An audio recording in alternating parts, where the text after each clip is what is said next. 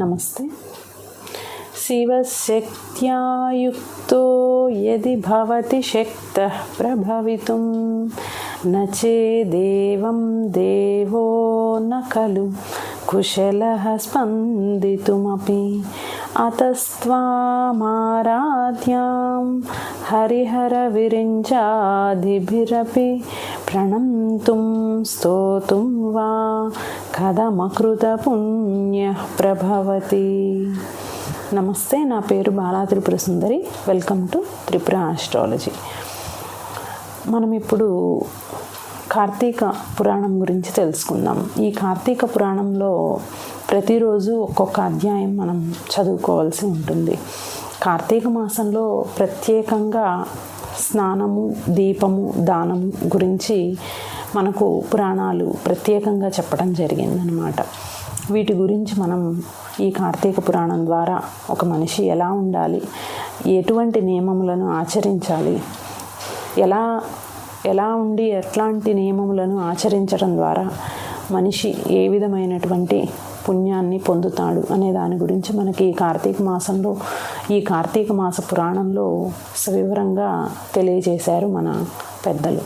కాబట్టి ఈ విషయాలను మనం చదువుకొని, తెలుసుకొని, వాటిని ఆచరించి, పాటించి తరిద్దాము. ఇవాళ కార్తీక మాస పురాణంలో మొదటి అధ్యయనం మనం తెలుసుకుందాము. అయితే ఈ కార్తీక పురాణం మొదటి అధ్యయనంలో స్నానం గురించి ప్రత్యేకంగా చెప్పడం జరిగింది. దీన్ని మొదట కార్తీక మహత్యమును వశిష్ఠ మహాముని జనక మహారాజుకు చెప్పడం ప్రారంభించారు. పూర్వము శివుడు పార్వతికి మరియు లక్ష్మీదేవికి విష్ణువు కూడా ఈ పురాణమును చెప్పడం జరిగిందనమాట. అయితే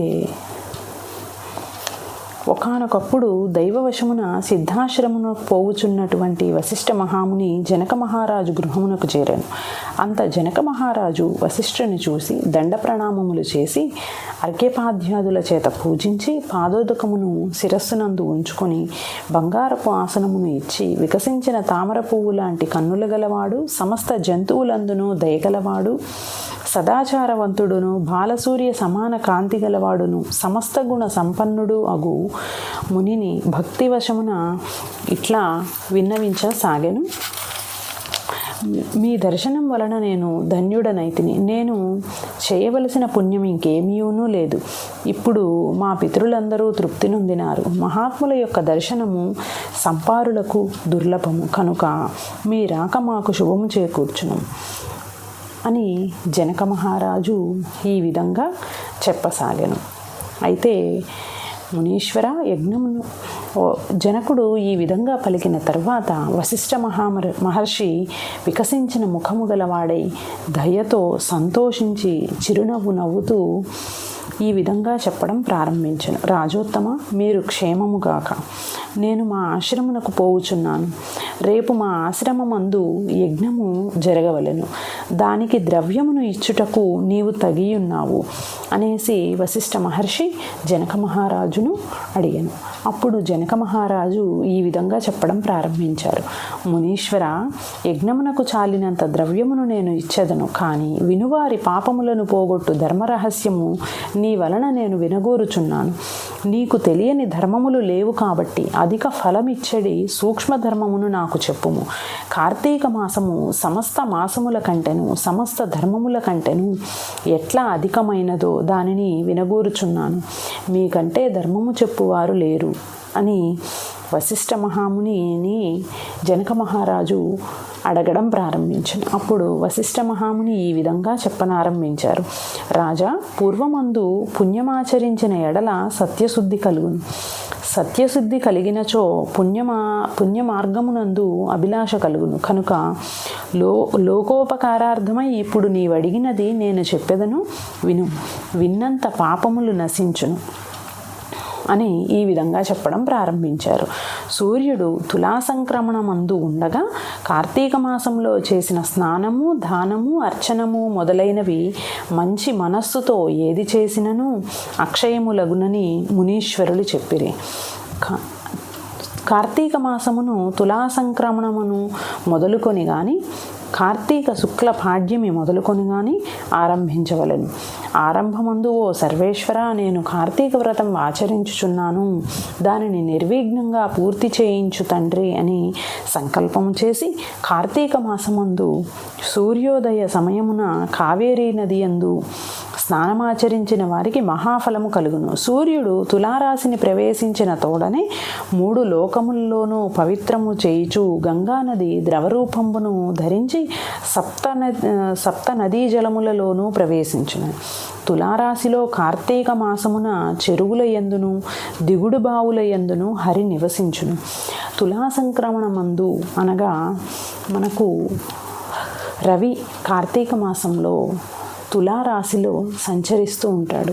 దీన్నే మనం తులా సంక్రమణము అని చెప్పుకుంటాం. అంటే కార్తీక మాసంలో తులారాశిలో రవి సంచరిస్తున్నప్పుడు మనము పొద్దున్నే సూర్యోదయమునే స్నానం చేయటం ద్వారా ఈ కార్తీక మాసంలో గంగానది నదులందును చెరువుల యందును ఉంటుందట.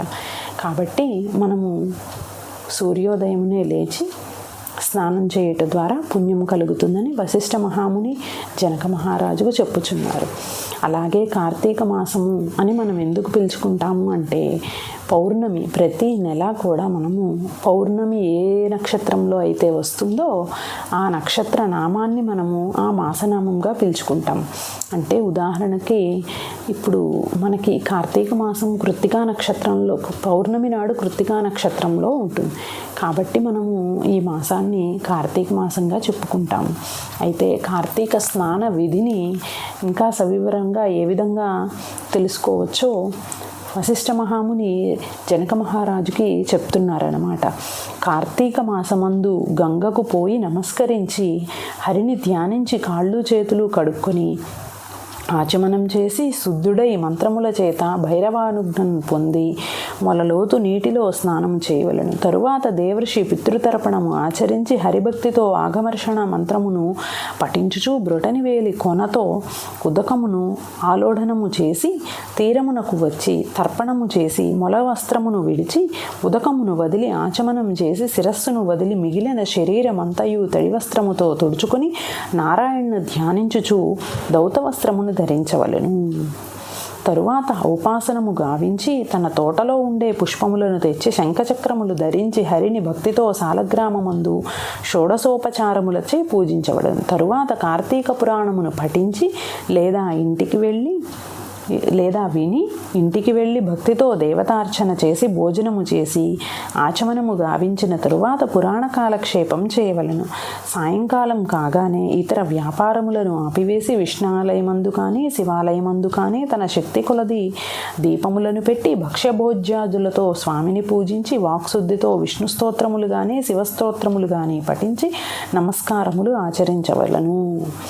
ఈ విధముగా కార్తీక మాసముందు భక్తితో ఎవరైతే కార్తీక మాస వ్రతమును చేయుచున్నాడో వాడు పునరావృత్తి వర్జితమై వైకుంఠమును పొందుచున్నాడు. పూర్వజన్మార్జితములను ఈ జన్మార్జితములను అయిన సమస్త పాపములు కార్తీక వ్రతం ఆచరించిన ఎడల నశించును. బ్రాహ్మణుడు కానీ క్షత్రియుడు కానీ వైశ్యుడు కానీ శూద్రుడు కానీ ఋషీశ్వరుడు కానీ స్త్రీలు కానీ భక్తి శ్రద్ధలతో కార్తీక వ్రతమును చేసిన ఎడల వానికి పునరావృత్తి లేదు. ఎవరు కార్తీక వ్రతమును చూచి సంతోషించునో వానికి కూడా ఆ దినమందు ఆచరించినటువంటి పాతకములు నశించును.